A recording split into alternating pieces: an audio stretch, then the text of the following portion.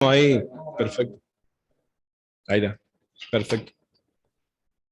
Tiene inconveniente con ahí que hace batería, que creo que pase, lo se le cambié. Ah, perfecto.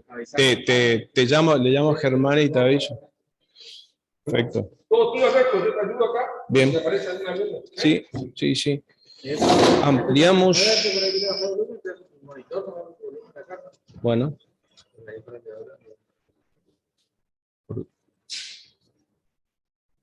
Aquí estamos. Ahí. Ahí está. Pantalla completa. Sí, pantalla completa. Bueno. No le mire porque este es. Sí, no. No, no, está.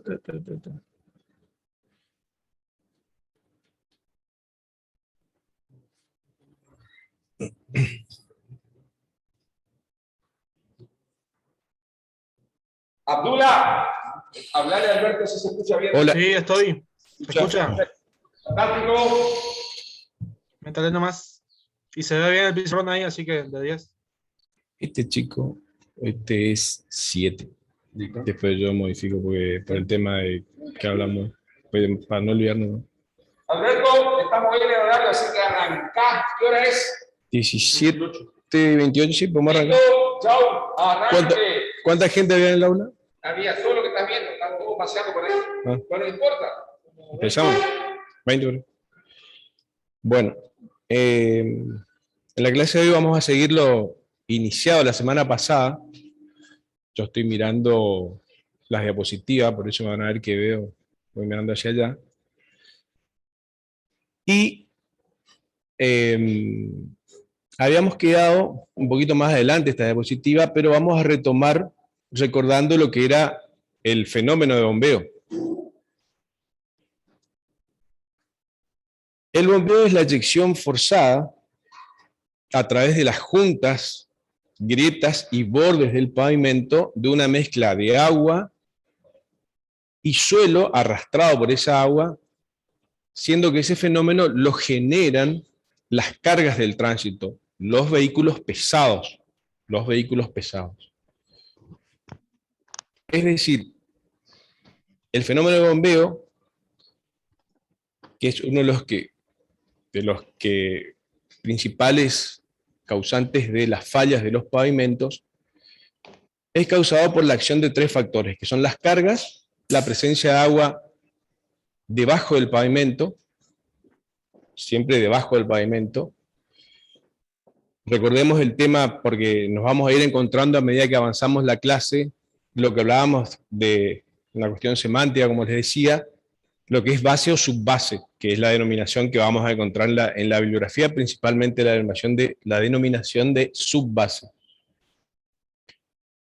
Entonces tenemos las cargas, el agua que ingresa debajo del pavimento por un problema de falta de sellado o de no mantenimiento de las juntas, por lo cual ingresa agua debajo del pavimento, y las bases que se encuentran debajo deben ser susceptibles de ser bombeadas, o sea, deben ser susceptibles de ser erosionadas.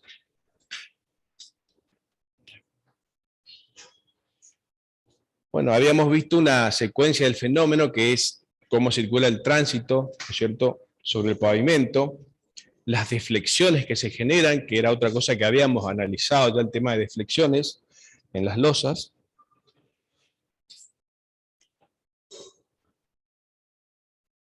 Lo que primero pasa cuando se da el tema del fenómeno de bombeo es un escalonamiento en las juntas, que es el primer paso de la falla, justamente por el tema de ir perdiendo soporte las losas.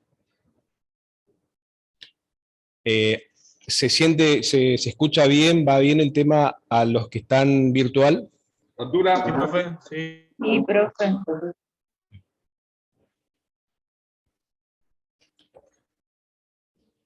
Acá se ve una fotografía en donde se observan un pavimento afectado por el fenómeno de bombeo, en donde se ve que justamente en este caso es muy marcado el tema de el ingreso de agua por los bordes, y ahí es finalmente donde se produce el tema del bombeo.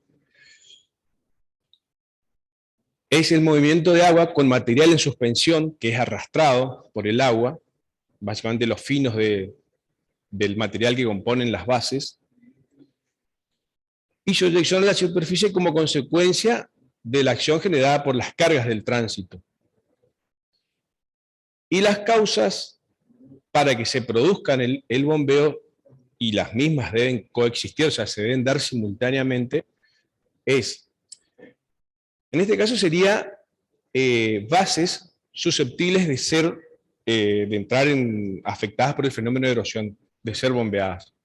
Que se puede también decir que las mismas posean material fino susceptible de ser arrastrado por el agua.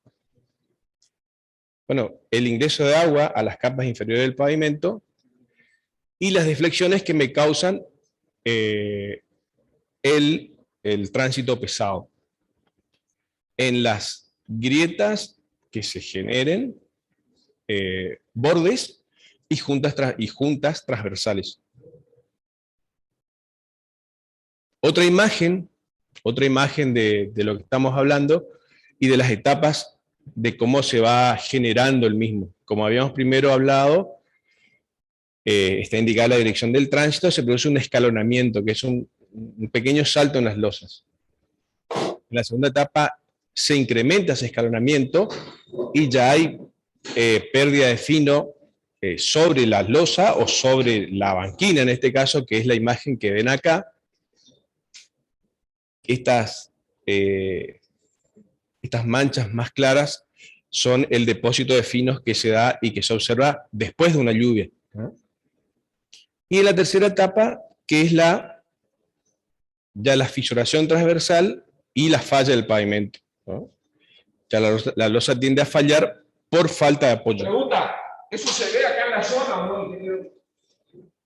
Es una falla muy común en esta zona.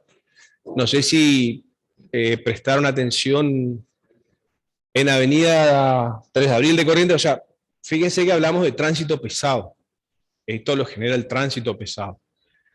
Las bandas centrales de la Avenida 3 de Abril, Independencia, Ferré de Corrientes, en las zonas en donde, bueno, falta sellado, zonas sin mantenimiento, se observa claramente ese fenómeno de bombeo. En los días de lluvia, ahora estamos en una época bastante seca, bueno, por ahí cuesta ver, pero es cuestión de seguir a una lluvia importante y observar el fenómeno en varios lugares. Tiene de resistencia. Levante la mano. Y lo que viene de corriente, exactamente. ¿Dónde tenemos los que vienen de corriente? A ver, levante la mano. ¿Dónde tenemos este problema? ¿Dónde? Dale, ¿a dónde? No, y más cerca, digamos, más cerca de acá. En la autovía. Autovía Nicolás Avellaneda. Claro. Aquí En la que nueva.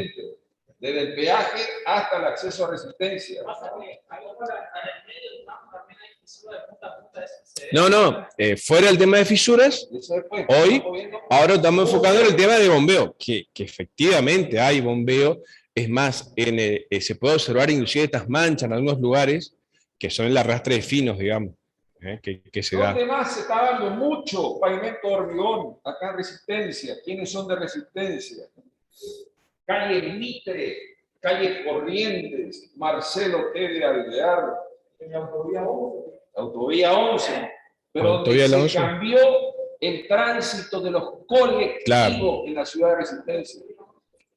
Que doblan los colectivos, vienen por la avenida 9 de Julio, doblan por López y Planes. Sí. Se ubican por la calle López y Planes. Ya está rota, como 3 veces la rompieron.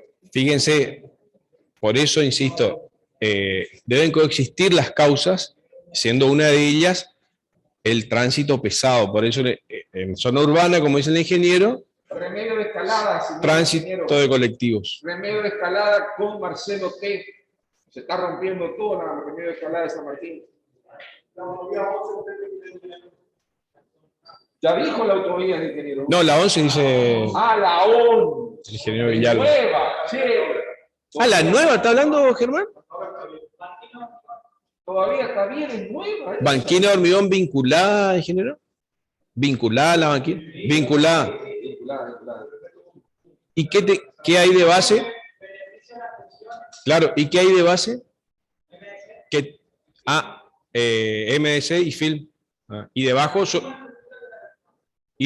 local. Vamos a ver eso, no se preocupe, estamos No. hablando técnicamente.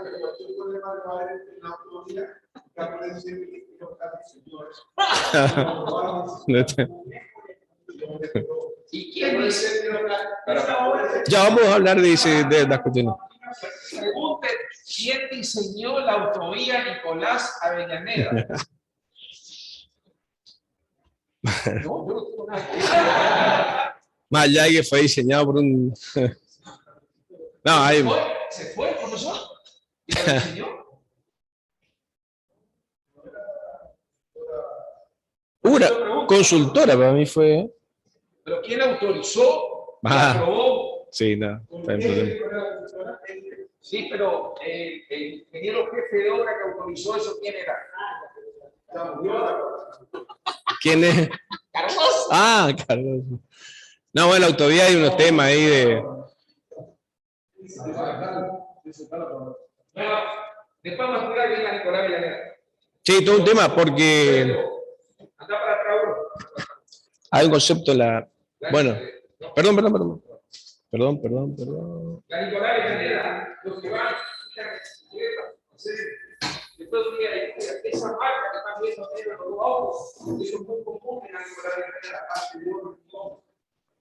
Está diciendo que la estructura suelo donde está apoyado la losa de hormigón bombea después de un día de lluvia. Y eso me está por decir, lo que está diciendo el ingeniero, que en poco tiempo se va a romper. Ergo, tampoco. Trataremos de explicar por qué. Sí. Bueno, insistiendo con el tema, ¿cuándo hay riesgo de erosión por bombeo? Existe riesgo cuando se presentan, volvemos a reiterar, preguntas de coloquio, en forma simultánea, cargas pesadas, son vehículos pesados, que son capaces de generar deflexiones importantes en las juntas y bordes de la calzada de hormigón. Disponibilidad de agua, o sea, debe ingresar agua a la interfaz losa subbase banquina. La interfaz losa subbase banquina es lo que se encuentra debajo de esta línea, digamos, debajo de este punto. O sea, es la losa, ¿no es cierto?, debajo de la losa, en la unión entre base y banquina. Ese es el punto cuando se refiere a interfaz losa-banquina. Y bueno, y la subrasante debe ser susceptible de ser bombeada, digamos, de poder generar material en suspensión, material fino, que después el agua arrastre. Bueno, cuando un pavimento presente la posibilidad de coexistencia de estos factores, el empleo de una subbase no erosionable es de carácter obligatorio. Eso generalmente, cuando hablamos de rutas, vías importantes en donde tenemos tránsito pesado, ya en nuestra zona, ya es de carácter, digamos, ineludible, digamos, el tema de hacer una base de carácter no erosionable.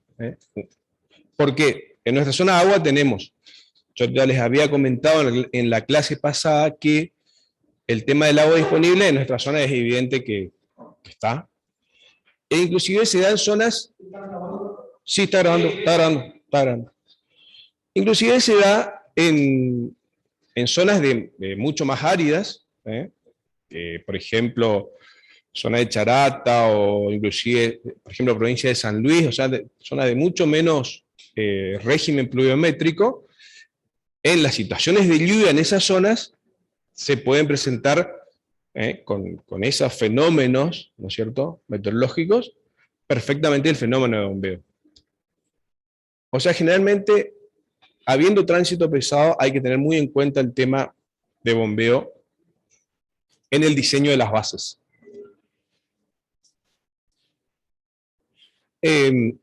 Para ubicarnos un poco, estamos haciendo la introducción al método PCA de diseño de pavimentos rígidos, método de la Portland Cement Association, método americano, y estamos viendo cada uno de los elementos que intervienen a tener en cuenta para el diseño del método. O sea, estamos viendo cada uno de los conceptos que vamos a usar en el mismo. El tema de transferencia de cargas, que lo vamos a ver con sus detalles específicos cuando veamos el tema de juntas, pero como introducción al tema tenemos la transferencia de cargas entre una losa y su contigua. Lo hacemos con barras pasadores o armadura en otras losas, pero básicamente con barras pasadores. Y tenemos, por ejemplo, cuando no hay, ahí dice mala transferencia de carga, en realidad ahí no hay transferencia de cargas, la losa al lado no colabora en la absorción de las deflexiones. En este caso, como consecuencia de tener pasadores, que es una armadura que me sirve para transferir carga a la losa vecina y que consecuentemente la losa me ayude a absorber las deflexiones, tengo que las deflexiones, por supuesto, disminuyen. Otra forma de transferencia de cargas se da, en el caso de no tener pasadores, simplemente por la trabazón entre agregados. O sea, vamos a ver, insisto, cuando veamos juntas, pero es simplemente la trabazón entre agregados, lo vamos a dibujar acá. O sea, yo tengo la losa, tengo el aserrado, que es el lugar donde yo sello, y la fisura, que hace que yo pueda transferir cargas de una losa a la otra. Simplemente por la trabazón entre los agregados, que se da alrededor de la fisura que se genera en la junta. Se puede ver el esquema para los que están en virtual. Y en cuanto a la banquina, en cuanto a la forma de transferir carga o disminuir deflexiones en la banquina, tenemos banquinas vinculadas, como recién hablábamos, que se hizo en la autovía de la 11 con el ingeniero. O sea, la banquina está trabajando de manera solidaria con la calzada propiamente dicha. Cordón cuneta, vinculado obviamente, o un sobreancho de carril, que también lo vamos a ver un poquito más adelante. Una aclaración que dice que en el caso de que se trabaje con cordones integrales, para considerar el efecto estructural que colabore el hormigón de ese cordón, debe hacerse de manera integral, o sea, no hacer la losa y en una segunda etapa hacer el cordón, porque no va a trabajar de manera, van a ser hormigones de distinta edad y no se va a producir el efecto de colaboración estructural. Así, si quieren hacer preguntas, me paran y lo conversamos. Bueno, transferencia de cargas, lo que recién hablábamos, distintas fotos. Acá vemos las barras pasadores. Aquí es otra foto en cuanto a la transferencia por trabazón intergranular.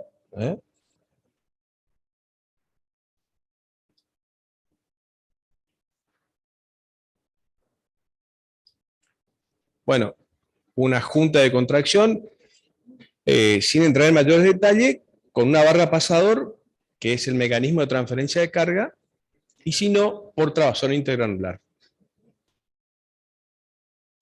En juntas, un detalle, en juntas que no tengan pasadores, la longitud de las losas debe ser tal que la retracción que se genera por el fragüe no genere aberturas tales que superen el orden del milímetro y no permitan el tema de la trabazón intergranular para transferencia de cargas.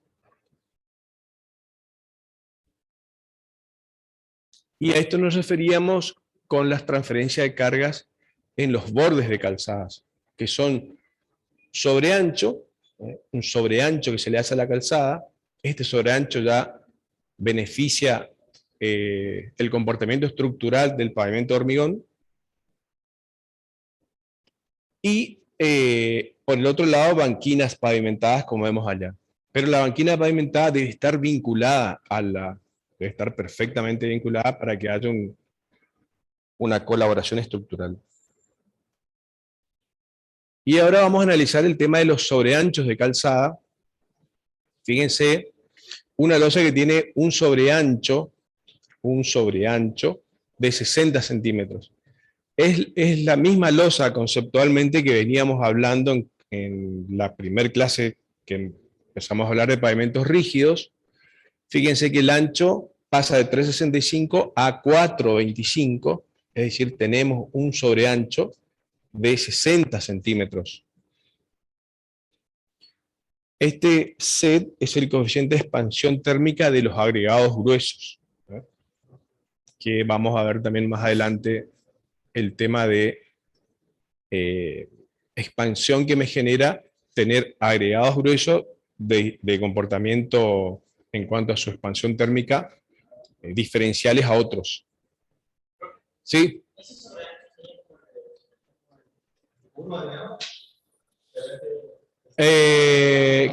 Claro, este es el que tenés en recta, digamos. El de curva no, también serviría, digamos, pero el tema es que vos buscas en realidad el de curva por una cuestión del tránsito pesado, por cómo ocupa la calzada, digamos. Y la idea es justamente separar a esa carga de tránsito pesado del borde del pavimento. Separarlo. Esto sobre ancho acá está analizado con 60 centímetros, pero está comprobado que hay una cuestión de costos muy importante en esto, porque son 60 centímetros más de ancho de calzada. A partir de los 30 ya tiene una colaboración, podemos decir, suficiente. Pero el tema es que por ahí en la curva hay que mantener ese sobreancho, porque la idea, insisto, es separar a las cargas del borde del pavimento. Y ese sobreancho en curva se daba por el tema de cómo era la ocupación de los vehículos pesados en curva. Y aquí vemos el análisis de las tensiones que se dan en la losa y por el otro lado las deformaciones. Deformaciones y tensiones. Fíjense que ya a partir de los 60 centímetros de separación del borde, ya tanto las tensiones como las deformaciones tienden a ser constantes, digamos, no tienden a aumentar por el hecho de estar próximo al borde del pavimento. Fíjense que aproximadamente, bueno, en tensiones tiende a ser un 60% más y en deformaciones alrededor de lo mismo, más o menos. O sea, el concepto es, y acá lo vamos a ver en este análisis, la idea es separar las cargas un poco del borde del pavimento. Influencia de la transferencia de cargas. Fíjense, en este caso, tenemos esta losa ya con sobreancho, es decir, con un ancho de 4,25, 60 centímetros de sobreancho, la carga ubicada en el medio, que sería considerando 100% en cuanto a la deformación, y tenemos los casos, vayamos analizando, porque un poco así también es el método, ya vamos a ver cuando calculemos las consideraciones. Fíjense que la carga ubicada en la esquina, un caso de sin sobreancho y sin pasadores, o sea, solamente 3,65, o sea, no hay nada que colabore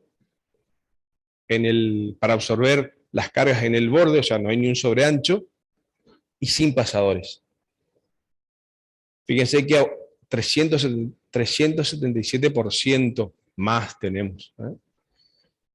En esquina, sin sobreancho y con pasadores, es 260%. O sea, el pasador, cómo ayuda en la colaboración cómo ayuda a absorber las deformaciones. Lo mismo, pero el análisis en esquina, con sobreancho y sin pasadores, 220%. Y el caso de, digamos, cómo debiera ser, con sobreancho y con pasadores. Tránsito pesado sí o sí lleva pasadores, vamos a aclarar eso. este es un análisis para ver qué pasa, 160%, que es el menor de las deformaciones que presenta.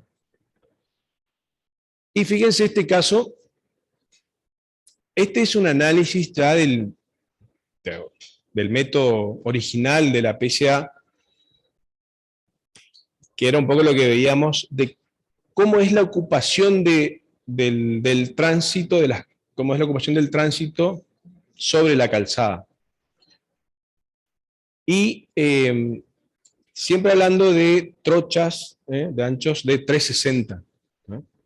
Solo una pequeña porción de los camiones circula por el borde, o sea, sobre el borde, circulando directamente sobre el borde del pavimento.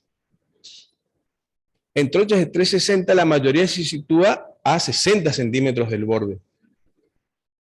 Bueno, este método, el método PCA, considera que solo el 6% de camiones circula por el borde. Al incrementar la distancia al borde, aumenta la frecuencia y disminuyen, como hemos visto, las tensiones y las deflexiones. O sea, en realidad, esta es la ocupación, cómo se da en realidad la ocupación del tránsito sobre la calzada. En general, el tránsito circula separado del borde de unos 60 centímetros en trochas de 360. ¿No? En trochas de 360. Por eso, es muy poco, un 6% nomás, lo que tiende a circular sobre el borde, con un porcentaje bajo, digamos. Bueno, el método PCA, que ya algo habíamos hablado, lanzado en el 66, revisado en 1984, el que usamos es del año 1984, es un método empírico-mecanicista basado en todas unas calibraciones hechas en campo, rutas en servicio, y todo un análisis básicamente mecanicista, como hablábamos, cómo está basado, se comprobó Westergaard y todas esas cuestiones. Bueno, tiene todo un estudio previo. Y ya vamos a ver finalmente a qué se limita el método en cuanto al análisis de una losa y la ubicación de las cargas sobre una losa, más o menos lo que veníamos viendo. Y se basa en el análisis de tensiones y deflexiones que hemos visto generadas en juntas, esquinas y bordes del pavimento. Considera a las losas de dimensiones finitas, o sea, losas de dimensiones como teníamos recién, 4,50 de largo, 3,65 de ancho, que son dimensiones, como viene del método americano, son dimensiones en pies, llevadas a metros. Sobre eso modela la transferencia de cargas en juntas transversales y juntas longitudinales. Perdón, Sí. disculpe, hay un compañero intentando ingresar a la sala. Ah, Rolly. Ya.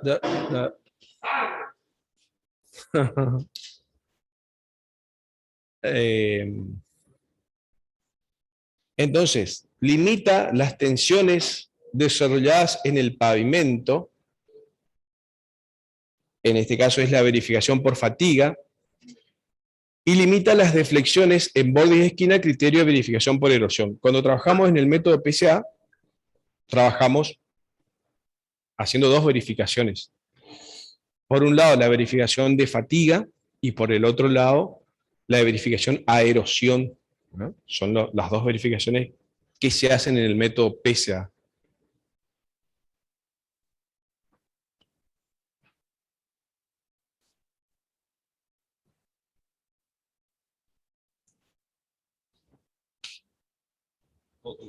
Bien.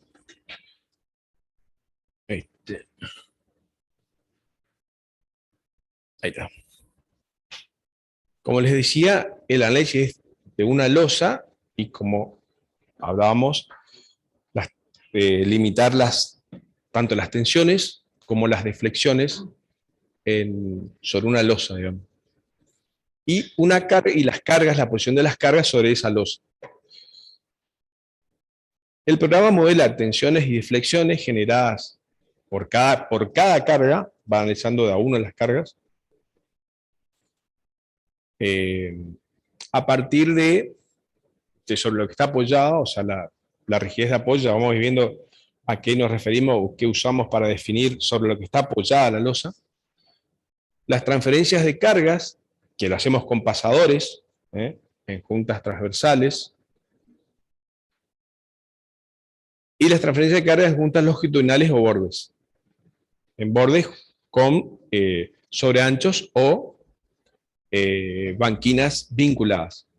Y bueno, siempre verificamos un espesor de pavimento.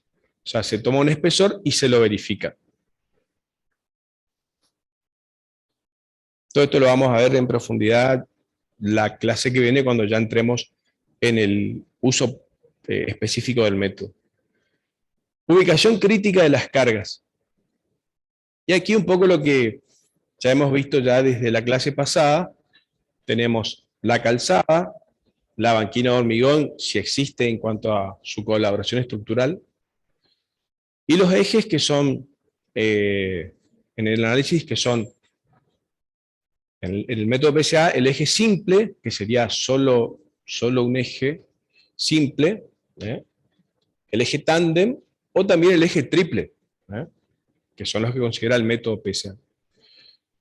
Y fíjense que la posición crítica para las deflexiones depende, bueno, de la carga, el tipo de eje, el espesor de la calzada, la rigidez del apoyo,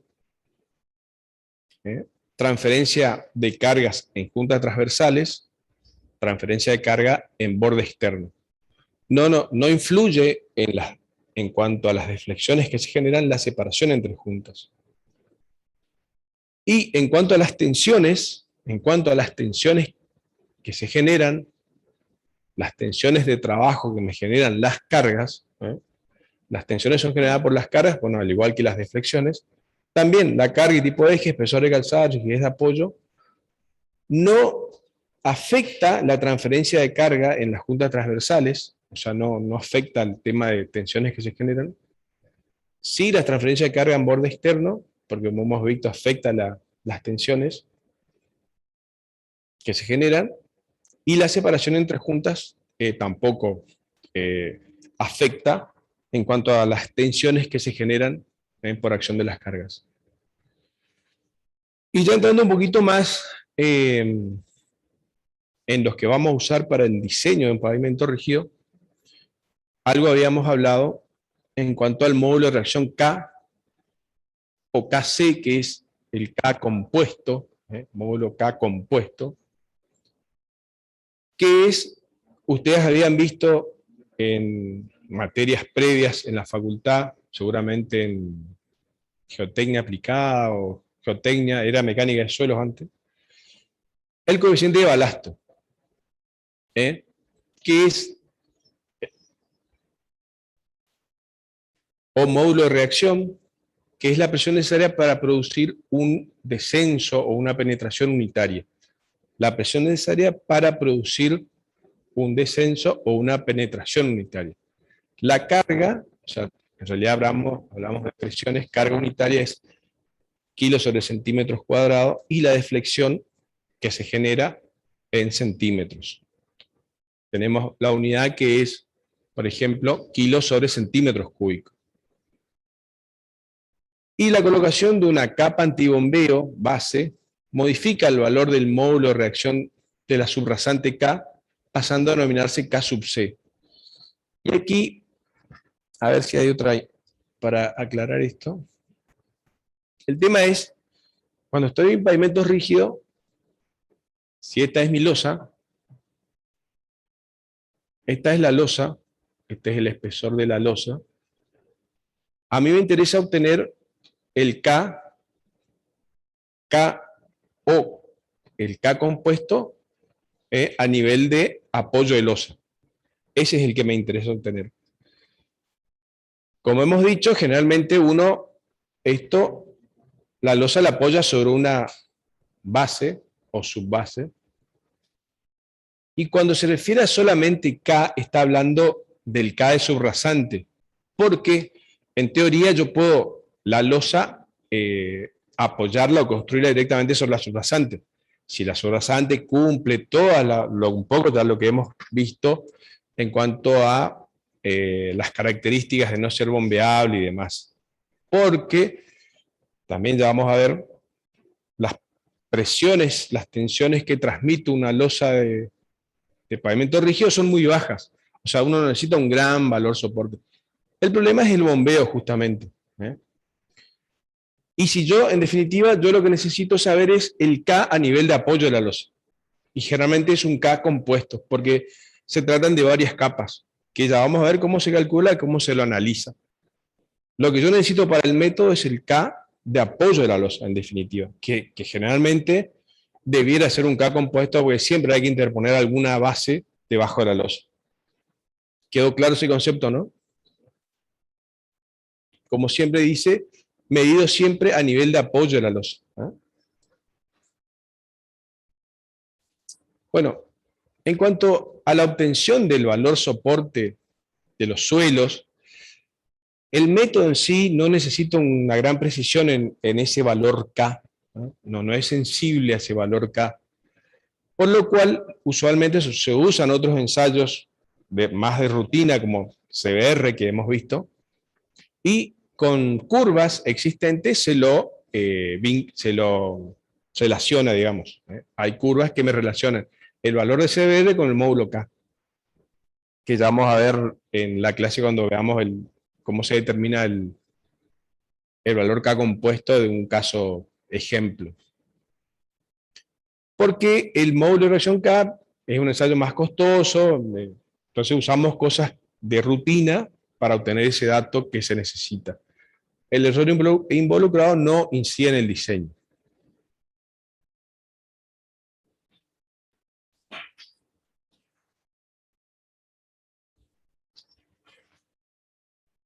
Y un poco para ver el tema de las tensiones que se transmiten a las losas de los pavimentos. Fíjense que esto también son todos esos estudios que habíamos visto antecedentes, que tienen el método PCA, todas esas investigaciones que hicieron los americanos. ¿Y qué es lo que nos interesa acá? Fíjense, esto es una losa de 20 centímetros de espesor, una carga de una rueda, por ejemplo, de 3.200 kilos, que es una carga de un eje simple, ruedas simples, sería el eje delantero de un camión común, ese cargado, 3.200 kilos, y fíjense que la presión que transmite a lo que está debajo es 0,21 kilos sobre centímetro cuadrado, es unas 7, 8 veces menos la presión de contacto sobre la presión a la que está transmitiendo. O sea, la presión es la presión que está transmitiéndose acá a la presión que se transmite debajo de la losa, o sea, por cómo se distribuye en una superficie, fíjense, de un diámetro de 480 metros. Se transmite en una gran superficie y en una baja presión de contacto, 7, 8 veces menos.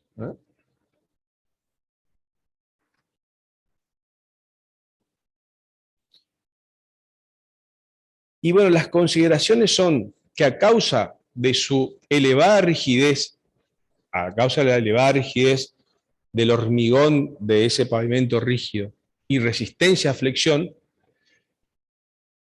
el pavimento distribuye las cargas que recibe en una gran superficie, las deflexiones que se generan son pequeñas y las presiones transmitidas a lo que está debajo, ¿no es cierto?, a la base, son muy reducidas. En consecuencia, estos pavimentos, o sea, los pavimentos rígidos, no requieren de subrasantes o bases de alto valor soporte. Este es un poco el concepto de pavimento rígido, que es distinto al concepto de pavimento flexible, digamos.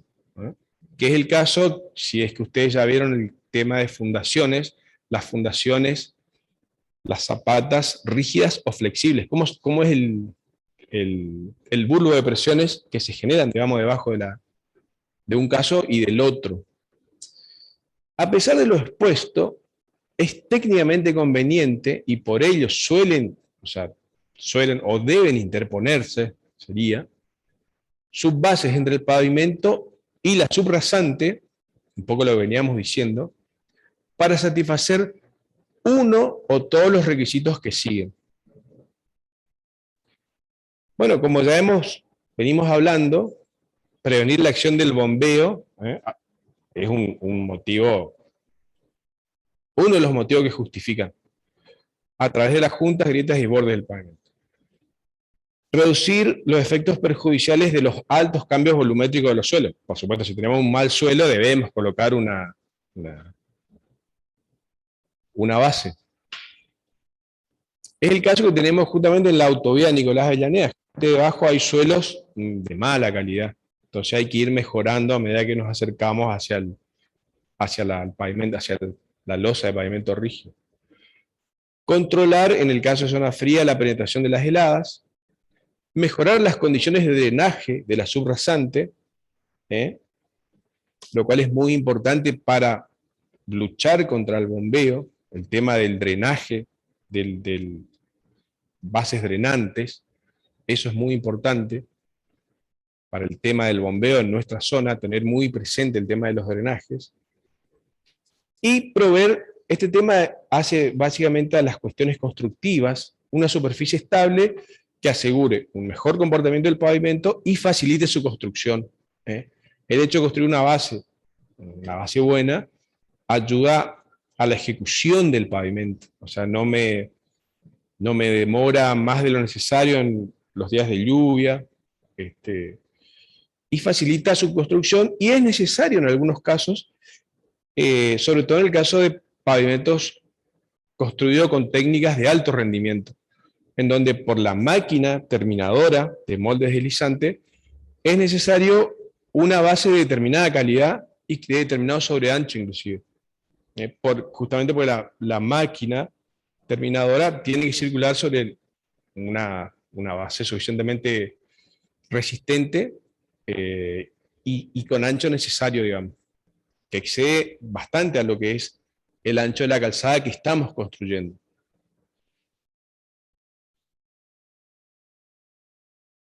Y fíjense acá un poco la clasificación de los materiales según su resistencia a la erosión. Fíjense que los mejores materiales son un hormigón pobre, con 7-8% de cemento, o un concreto asfáltico con 6% de asfalto. Fíjense que la autovía Nicolás Avellaneda está construida sobre la base de la autovía es hormigón pobre. O sea, es el mejor material en cuanto a resistencia a la erosión, y falló por erosión. O sea, ahí hay también otras cuestiones, y lo que pasa es que ahí en realidad el bombeo comienza desde la subrasante, o sea, trabaja casi de manera mancomunada, de manera en conjunto, lo que es la losa del pavimento y lo que es la base hecha con hormigón pobre, es un H8, y trabaja de manera conjunta. Y empieza a bombear lo que es la subrasante, que es un suelo cal hecho con un material fino, debe ser con una 6, una 7. O sea, la erosión se da desde la subrasante, podemos decir. Pero es el mejor material en cuanto a resistencia a la erosión. Esas cuestiones por ahí en la autovía Nicolás Avellaneda habría que tener en cuenta, o por ahí mejorar los que son los drenes, por ejemplo. O sea, el agua que pueda penetrar, que encuentre su camino y pueda irse, digamos. Sí. ¿Lleva qué? No. No llega, se fisura, y el tema es no hacer conseguir las fisuras con las de arriba, o sea, no. Que han hecho sí, pero no, porque han hecho, pero no es necesario, digamos. El segundo material es un material granular tratado con 5% de cemento. El tercero es elaborado en planta granular con 3,5% de cemento o 3% de asfalto. O sea, tiene una menor categoría en cuanto a su resistencia a la erosión. Y bastante erosionables son elaborado in situ con 2,5% de cemento y materiales granulares limpios, bien tratados y de buena calidad. Y bueno, y los muy erosionables son los materiales no tratados, o sonos finos no estabilizados. El Instituto del Cemento Portland, en cuanto al RDC que usamos mucho acá, no lo considera una categoría entre C y D, digamos. Más allá que el contenido de cemento de un RDC, la arena cemento que usamos acá, está en el orden del 8% más o menos. O sea, fíjense que difiere bastante de los porcentajes que está acá. Pero ellos tienen, ¿cómo decir?, un mal concepto del RDC como subbase o base de los pavimentos rígidos. Hay algunos estudios en donde se le agregan materiales reciclados, de hormigones reciclados, con mejores resultados según ellos. Es todo un tema, el tema de estudio de resistencia a la erosión. Hay distintos ensayos de laboratorio, de origen francés, cepillados y distintos estudios, pero ellos lo tienen en definitiva como un material que nosotros usamos mucho, que lo usemos con cuidado, digamos. Habría que tener cuidado. Nuestra experiencia es muy buena, digamos. Adelante. Alberto, que aún hoy, la realidad nacional, la gente de Buenos Aires no acepta debajo de una losa el RDC. Bueno, y es un material. ¿Te tocó, Fabio? ¿No te tocó ese tema? ¿No te tocó? Sí. Y bueno, es un tema que para nosotros, por ejemplo, el Instituto de Cemento de Portland estudió el RDC con modificaciones, digamos, con el agregado de materiales reciclados. Creo que está en la página del ISPA, por ese estudio. Pero para nosotros, y los años nos dicen que es un muy buen material. O sea, sería interesante desarrollar un poquito más esta cuestión, este estudio, para ver, digamos, esa cuestión de por qué. Y el tema de la erosión, insisto, en nuestra zona, y muchas veces no se lo tiene en cuenta, vamos a ver ahora unas fotos, es el tema de los drenes. Porque fíjense que uno de los elementos que deben coexistir cuando hablamos de erosión es el agua, la interfaz losa-base-banquina. Y justamente para que esa agua se vaya deben existir los drenes, digamos, que algo por ahí nosotros no prestamos atención.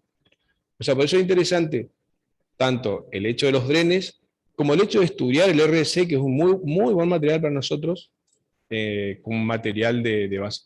Bueno, en la avenida Ferré de Corrientes está hecha con suelo cemento, debe ser un A24 con base A24, y en algunos lugares en donde, no sé, o no entró el agua o la luz se mantuvo bien, sellada, digamos, no presentó fisuras, nada, está perfecto y tiene 30 años y en algunos más, cerca de 40 años de vida útil, o sea, funciona, digamos. Yo creo que la cuestión es esa agua que penetra y que no se va, digamos, en cuanto a la erosión. Tengamos en cuenta esto porque esto es válido, esto está sacado de un estudio que tal vez sea lo mejor que se hizo ya hace unos años, de un estudio en Francia, muy bueno en cuanto al porqué de la erosión, cuáles son los mejores materiales y demás, digamos. Pero bueno, son cuestiones para ir investigando. Bueno, el criterio, bueno, de usar bases granulares es el tema de limitar el contenido de finos. ¿Por qué? Porque los finos son justamente lo que son factibles de entrar en suspensión, y los requisitos son espesor mínimo 10, el tamaño máximo 1/3 del espesor, bueno, el desgaste de los ángeles, más o menos todas las consideraciones que se deben tener en cuenta para una base granular, un estabilizador granular, limitando el contenido de fino sería, para simplificar un poco la cosa. No conviene emplear mayores espesores a los 15 centímetros. Hay sobre esto toda una cuestión de análisis de la PSA sobre el tema de la, llamémosle, consolidación de las bases. Son espesores muy altos en cuanto a bases granulares, pero básicamente son los espesores entre 10 y 15, y tener muy en cuenta el tema de la cantidad de finos, limitar mucho la cantidad de finos, ¿no? Y por supuesto, densidad del 100% del T180. Para el caso del suelo que se trate, T180 siempre va a ser según el cual de ellos. como ya hemos visto al principio de la materia. Y bueno, las bases tratadas con cemento, espesor mínimo 10, bueno, suelos recomendados, los A1, A24, A25, A3, tamaño máximo 75 milímetros en el caso de los A1, ensayos de durabilidad, lo que hemos visto para suelo cemento, o sea, tratándolo como suelo cemento. Contenido de cemento del 2 al 5, dice ahí. En realidad, en función de los ensayos de durabilidad, esto es indicativo. Resistencia a compresión de 2,1 a 5,5 es lo que se obtiene. Habíamos hablado de resistencia mínima, si medimos en megapascales, de 2 megapascales. Bueno, la resistencia a flexión que da es aproximadamente esa. Y fíjense en los que por ahí interesa, ya vamos a ver al final van a ver con el ingeniero CAD, lo que nos interesan son los módulos. Estos materiales usados como suelo cemento, según sea el suelo original, dan módulos, ¿no es cierto? Se obtienen módulos de 600 a 1.000.000 de PSI, o sea, 4.100 a 6.900 megapascales. Y un concepto importante es, sobre estas bases construidas, romper la adherencia con la losa con film de polietileno de 200 micrones como mínimo, que es lo que se usa, emulsión asfáltica o 2 capas de base de parafina. Lo que se usa es el film de polietileno en nuestra zona, es lo más práctico, digamos. Ya vamos a ver por qué es necesario romper esa adherencia cuando veamos método constructivo y el tema de juntas sobre todo.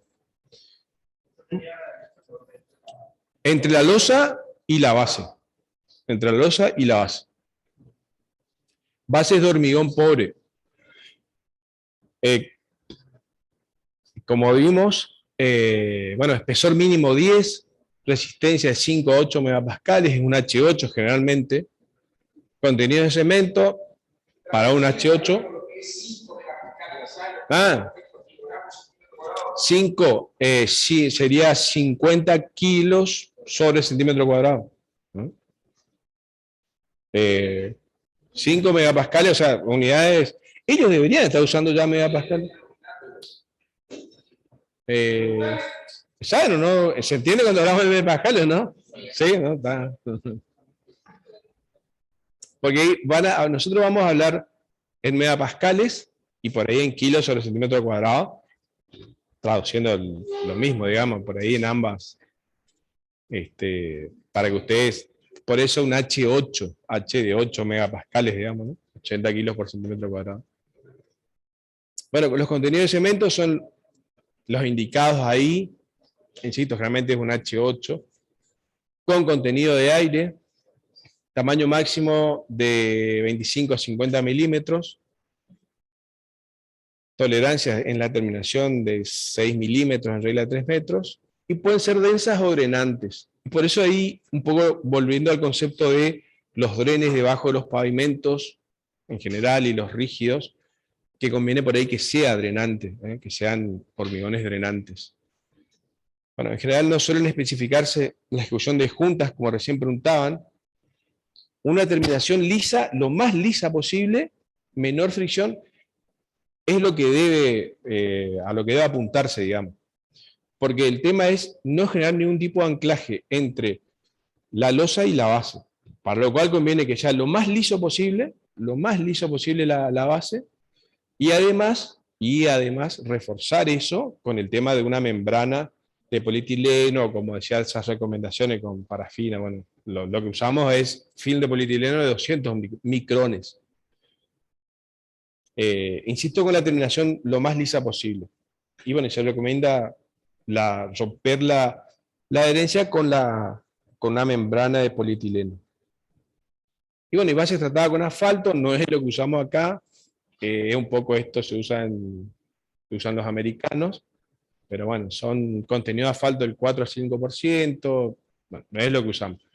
Pueden ser densas o drenantes, conviene, insisto, que sean drenantes para mí siempre, por el tema de bombeo.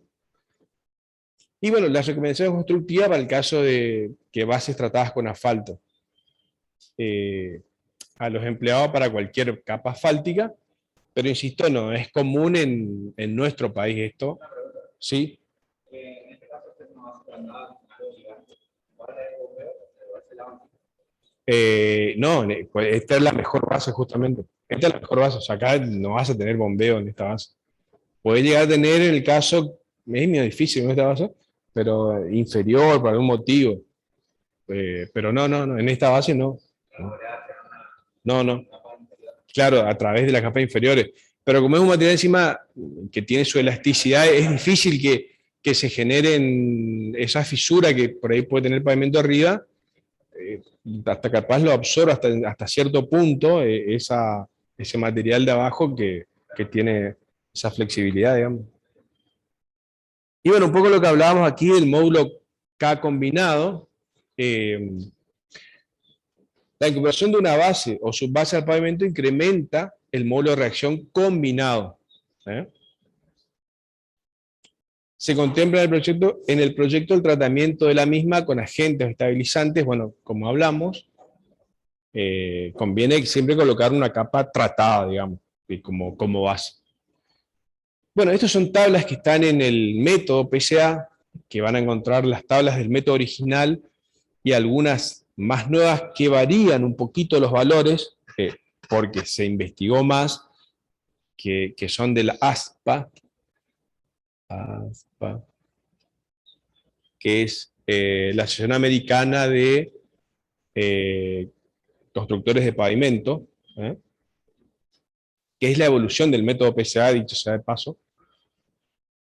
Pero en definitiva son tablas en donde varía un poquito los métodos, los valores, perdón, del método original, han variado un poquito, pues justamente se investigó y se lo fueron ajustando. Pero ¿qué es lo que nos interesa aquí? En el caso que se emplee más de una capa de subbase, ¿vieron? Siempre hablamos, insisto en el tema semántico, subbase, base, siempre esa cuestión. Se requerirá un procedimiento que es reiterativo para obtener lo que me interesa a nivel de apoyo de la calzada de hormigón. Fíjense, acá yo tengo mi subrasante, que va a tener un valor de K. El primer cálculo va a ser este a nivel de apoyo de la base. Y con este valor voy a obtener, ya con la base, el valor que me interesa, que es a nivel de la calzada de hormigón. Ya vamos a ver solo un cálculo, va a ser la clase que viene, cuando veamos ya el cálculo específico, digamos, vamos a calcular el valor de K compuesto, K compuesto. Que como hablamos, siempre va a ser un K compuesto, porque siempre es recomendable, es recomendación de nuestra cátedra, interponer algún tipo de base, preferentemente tratada con cemento, digamos, preferentemente tratada con cemento. Más allá de que en nuestra zona y en la ciudad de Resistencia, muchas de las bases son tratadas tenemos suelo arcilloso, son de suelo cal, digamos. En el caso de pavimentos urbanos, en donde no hay un tránsito pesado, no hay una gran exigencia, es perfectamente válido. Pero si hablamos de vías importantes en donde el tránsito pesado es determinante, ya hay que pensar en bases tratadas con cemento, ¿no? Desde hormigones pobres de ahí para abajo, digamos, ¿no? Y ya entramos un poco en lo que son las propiedades mecánicas del hormigón con el que vamos a hacer nuestra losa de pavimento. Las condiciones de durabilidad son las que establecerán los parámetros mínimos de resistencia del hormigón a emplear. En nuestro caso sería el primer renglón, que es un ambiente no agresivo, normal, cálido y húmedo. Ese sería nuestro caso, de acá de nuestra zona. Fíjense que una relación de abastecimiento menor o igual a 0,50 me estaría dando un hormigón H30 como mínimo. El caso 2 ya es la zona fría, congelamiento y deshielo, sin el uso de sales descongelantes, menor a 0,45. Fíjense que en el caso que yo use sales, el caso de zonas frías, que sería con los americanos que usan mucho este tema, ya en toda la zona fría de ellos que usan sales. Fíjense que ya la relación agua-cemento ya menor o igual a 0,40, ya estamos en un H35. Y bueno, en el caso expuesto a los sulfatos, bueno, 0,50, y exposición severa a los sulfatos, 0,45, digamos. Que puede ser por ahí algunos casos del interior de la provincia del Chaco, algunos sulfatos por ahí con mucha exposición a sulfatos, o sea, un poco agresivo el medio, tal vez sea un H35. Cuando hablamos en pavimentos rígidos, lo que nos interesa es la resistencia a flexión. Hablamos de resistencia a flexión, módulo de rotura. Módulo de rotura, que es la resistencia a flexión a los 28 días.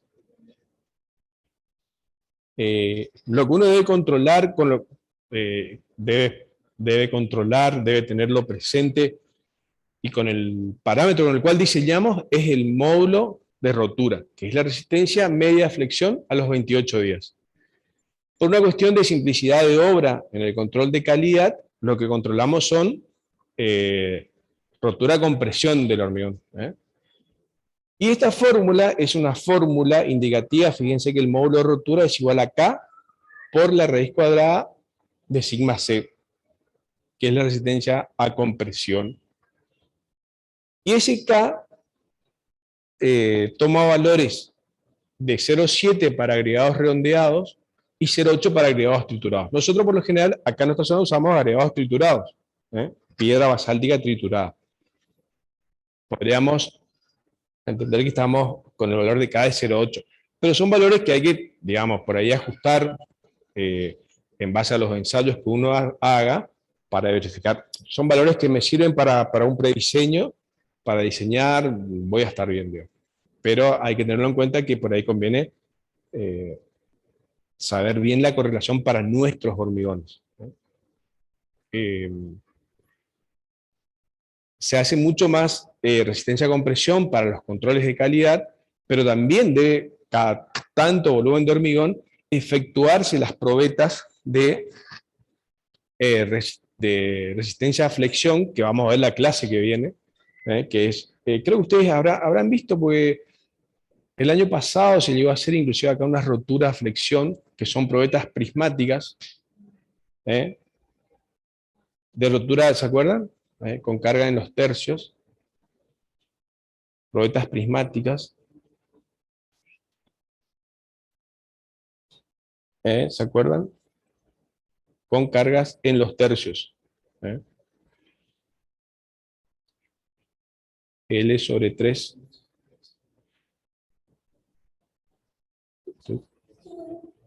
Y esta es la forma de efectuar la resistencia a flexión de un hormigón, digamos. Probetas prismáticas con cargas en los tercios. Con todas las consideraciones de la longitud de la probeta, en fin, la elaboración, el cuidado que hay que tener, porque son muy delicadas. Cualquier movimiento brusco va a afectar el resultado del ensayo, pero bueno, básicamente un poco en gabinete debería ser, o con los cuidados que hay que tener para esto. Y bueno, esto un poco es, ya terminando la clase de hoy, un ejemplo de dosificación y de revisión de una dosificación. Esto es de la autopista Rosario-Córdoba. Fíjense que eran los hormigones iniciales, fíjense que llegaban a contenidos de cemento, eran altísimos, 400 kilos por metro cúbico de cemento. Son hormigones que para tecnología de construcción de alto rendimiento, por supuesto, cemento, agua, agregado grueso y agregado fino, para simplificar un poquito. Y además, esos hormigones llevan aditivos incorporadores de aire y aditivo plastificante. Incorporadores de aire por el tema de la forma de construcción de tecnología de alto rendimiento que necesita que ese hormigón sea con incorporación de aire, y el plastificante los efectos de la plasticidad y la reducción de agua del hormigón, para justamente obtener relaciones agua-cemento dentro de los parámetros que se manejan, y resistencia, por supuesto, en definitiva como búsqueda final. Fíjense que la resistencia a compresión 341, 312, y fíjense 53, estamos hablando en kilos sobre centímetro cuadrado. La resistencia a compresión a 28 días 341 en el de mayor cantidad de cemento, y y a flexión, o sea, el módulo de rotura 53,2. Valores altos, vamos a ver esos valores, generalmente están del orden de 45 para arriba, de 45 a 50, más o menos el entorno del módulo de rotura,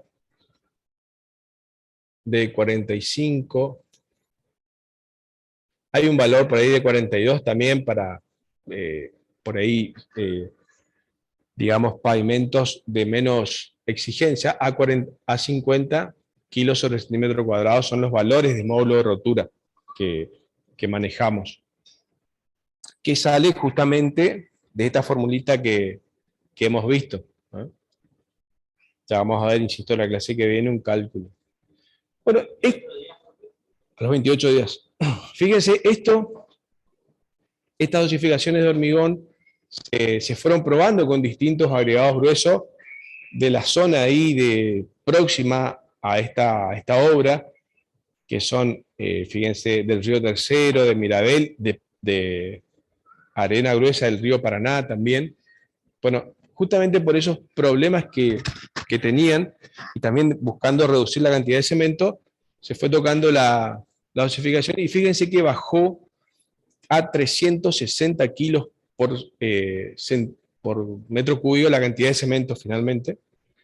Y bueno, acá está todo el detalle, sin entrar en todo el detalle, ¿no?, que no hace, pero fíjense que la resistencia característica, con el 90%, que es la nueva norma, dio de 353 a los 28 días. O sea, un H35 estaríamos.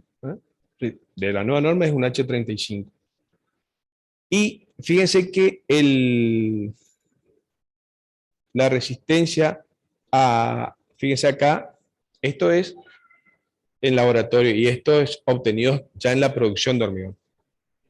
Fíjense que en laboratorio tuvimos a flexión 52 y en obra a 50.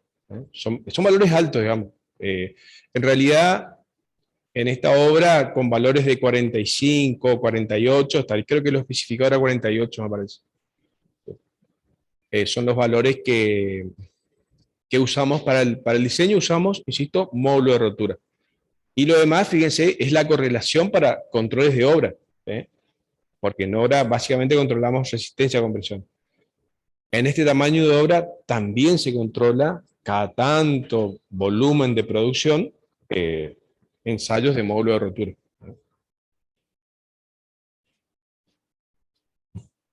Bueno, eso es todo por hoy. En la clase que viene ya vamos a entrar enfocados en lo que es el desarrollo del método en cuanto a su cálculo, ya con todas estas cosas que vimos. Repasen lo visto, que me parece que yo ya les mandé el power en 2 partes, dividido en 2 partes, y también la bibliografía, que es la del ISPA, yo mandé al grupo, y también creo que se subió al aula, ¿no? Repasen, y la clase que viene, yo si puedo les voy a mandar el power que vamos a desarrollar la clase que viene en cuanto ya al ejercicio, y bueno, probablemente la semana que